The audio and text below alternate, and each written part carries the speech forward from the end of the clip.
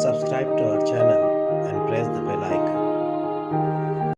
अस्सलाम वालेकुम अज़ीज़ तलबा तालिबात। Sir Abdul Sattar Khan YouTube channel में आप तमाम का इस्तकबाल है। 9th उर्दू ब्रिज कोर्स जमात नहूम मज़मून उर्दू का ब्रिज कोर्स है। डे 22 22वां दिन है। चलिए शुरुआत करते हैं। 22वां दिन महारत, तसव्वुर, हुस्न सलूक, वज़ादारी, अखलाक़ी क़दरें। आओ मालूम करें अज़ीज़ तलबा, आज हम दरसी किताब के सबक नंबर 7 रानी केतकी का मुताला करेंगे। इस सबक में हम रानी केतकी की मुख्तसर दास्तान का बग़ौर मुताला करेंगे। इस सबक के मुसन्निफ़ इंशाअल्लाह खां इंशा ने पूरी कोशिश की है कि इस दास्तान में अरबी और फ़ारसी अल्फाज ना आने पाएँ। आओ अहलियत पैदा करें। सरगर्मी और तहरीरी महारत जमात हश्तुम की दरसी किताब के हिस्से नसर के तहत सरगर्मियाँ। किसी देश में किसी राजा के घर एक बेटा था। इसे इसके माँ बाप और सब घर के लोग कंवर उदय भान कहते पुकारते थे। इसका अच्छापन और भला लगना कुछ ऐसा न था जो किसी के लिखने और कहने में आ सके। 15 बरस के भर के ओन ने 16वें में पाँव रखा था। कुछ यूं ही इसकी मसें भीगती चली थी। अकड़ तकड़ इसमें बहुत सी समा रही थी। किसी को कुछ समझता न था। एक दिन हरियाली देखने को अपने घोड़े पर चढ़कर अटखेलपने और लड़कपन के साथ देखता भालता चला जाता था। इतने में जो एक हिरनी इसके सामने आई तो इसका जी लोट-पोट हुआ। इसने हिरनी के पीछे सभी को छोड़ छाड़ कर घोड़ा फेंका। भला कोई घोड़ा इसको पा सकता था।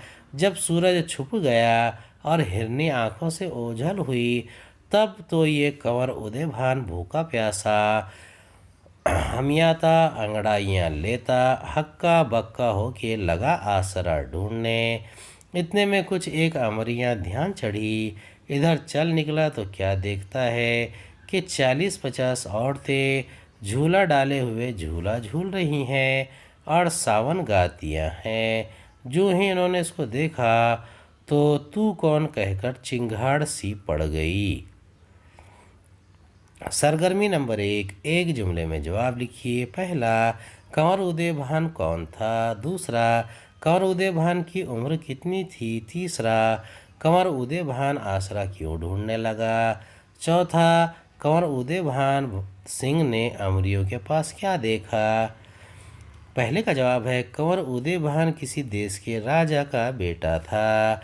दूसरे का जवाब है 15 बरस पूरे हो चुके थे, 16वें में पाँव रखा था। तीसरे का जवाब है हिरनी आँखों से ओझल हुई तो मायूस उदय भान का भूखा प्यासा जमहाता अंगड़ाइयाँ लेता हक्का बक्का आसरा ढूंढने लगा। चौथे का जवाब है कंवर उदय भान सिंह ने अमरियों के पास देखा कि 40-50 औरतें झूला डाले हुए झूल रही हैं और सावन के गीत गा रही हैं। सरगर्मी नंबर 2, इक़्तिबास की रोशनी में ज़ैल के बयानात मुकम्मल कीजिए। पहला है इसका डैश और भला लगना कुछ ऐसा ना था जो किसी के लिखने और कहने में आ सके। दूसरा, इसने हिरनी के पीछे सभी को छोड़ छाड़ कर डैश फेंका। तीसरा, इतने में कुछ डैश ध्यान चढ़ी। चौथा, 40-50 डैश झूला डाले झूल रही हैं। सरगर्मी नंबर 3, दर्ज झैल जुमलों में ख़त कशीदा अल्फाज की जगह इक़्तिबास से मुहावरे तलाश करके लिखिए। पहला है हिरनी को देखकर कंवर उदय भान बहुत खुश हो गया। दूसरा, देखते ही देखते हिरनी गायब हो गई। सरगर्मी 2 के जवाब है। पहला है इसका अच्छापन और भला लगना कुछ ऐसा न था जो किसी के लिखने और कहने में आ सके। दूसरा, इसने हिरनी के पीछे सभी को छोड़ छाड़ कर घोड़ा फेंका। तीसरा, इतने में कुछ अमरैयाँ ध्यान चढ़ी। चौथा, 40-50 औरतें झूला डाले झूल रही हैं। सरगर्मी 4 का जवाब है। 3 का जवाब है। पहला है हिरनी को देखकर कुंवर उदय भान लोट-पोट हो गया। दूसरा, देखते ही देखते हिरनी आँखों से ओझल हो गई।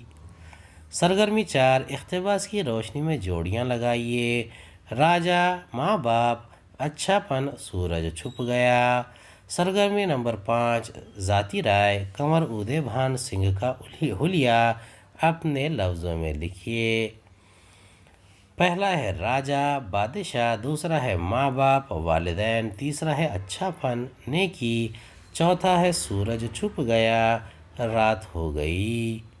सरगर्मी 5 का जवाब है कंवर उदय भान सिंह का हुलिया अपने लफ्ज़ों में लिखिए। इसका जवाब है कंवर उदय भान एक राजा का बेटा था। इसमें कोई ऐसी खूबी ना थी जिसका जिक्र किया जा सके। वो 15 बरस मुकम्मल करने के बाद 16वें साल में कदम रख चुका था। इसकी मसें भीगना शुरू हो गई थी। इसमें अकड़ बहुत थी। वो किसी को कुछ ना समझता था। आओ मश्क करें। झैल के मुहावरों को अपने जुमलों में इस्तेमाल कीजिए। टपक पड़ना, जी लोटपोट होना, बोलियाँ ठोलियाँ मारना, ओझल होना। पहला है टपक पड़ना। घर से निकलते वक्त कोई मिलने वाला टपक पड़ता है तो गिरा गुजरना फितरी बात है। दूसरा, जी लोटपोट होना। दरवाजे पर गुब्बारे वाला आया तो उन्हें देखकर बच्चे लोटपोट हो गए। तीसरा, बोलियां ठोलियां मारना। मेरे पड़ोसी का लड़का इम्तिहान में कामयाब ना हो सका तो लोग बोलियां ठोलियां मारने लगे। चौथा, ओझल होना।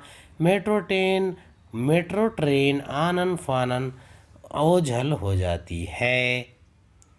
आओ तख़ीलाती बने चैलेंज। झैल के अल्फाज के लिए इक़्तिबास में इस्तेमाल हुए अल्फाज तलाश करके लिखिए। पहला है मस्तानापन, दूसरा शम्स। पहला है मस्तानापन, अटखेलपन।